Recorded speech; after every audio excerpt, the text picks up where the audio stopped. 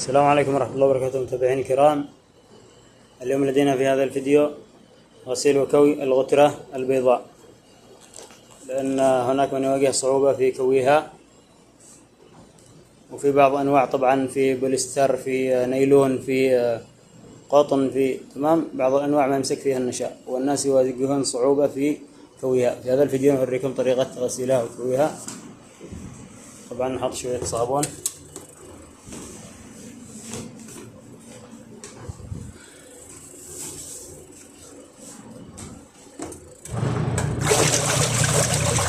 نقوم بفتح الغترة لكي تنظف.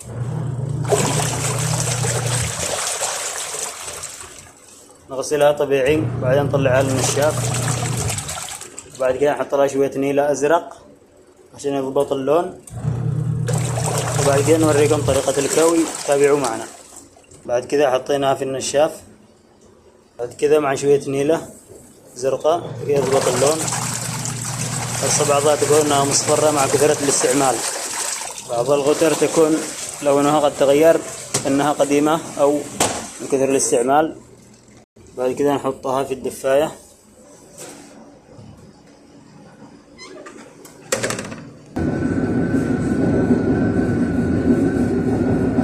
الآن صارت جاهزة. طبعا لفة خفيفة دقيقتين كذا، ما نخليها تطول لأنها تجهز بسرعة. طبعا هذه طريقتين، ما ينفع ترشها نشا فوق المكبس. أنا أحطها كذا فوق سلة، فوق كرسي، فوق شيء، أقوم برشها بالنشاء، أضعها 5 دقائق تنشف، بعد كذا يضبط معك الكوي. أما ترشها نشا فوق المكبس ما يضبط معك.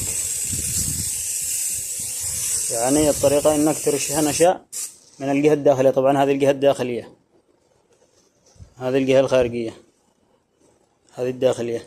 ترشها نشا من الجهة الداخلية، تحطها تنشف تحت المكيف مثلا،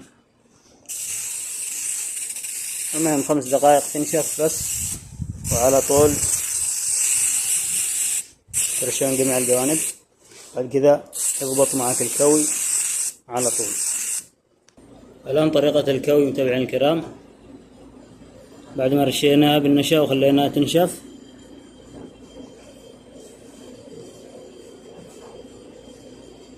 الحين كوينا بشكل كامل للداخل.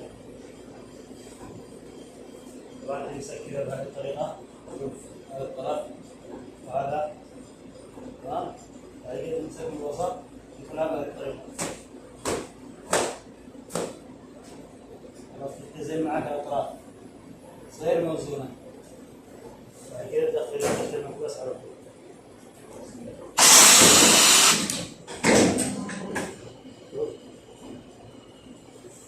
طبعا في أنواع ما نمسك فيها النشاء، في أنواع بوليستر، في أنواع نيلون، في أنواع قطن، وفي ناس يشتكي إنه ما تضبط معه الغترة البيضاء بسهولة. احنا هنا وريناكم الطريقة. طبعا هذه طريقتي الشخصية، ممكنكم تقرين بها شوية.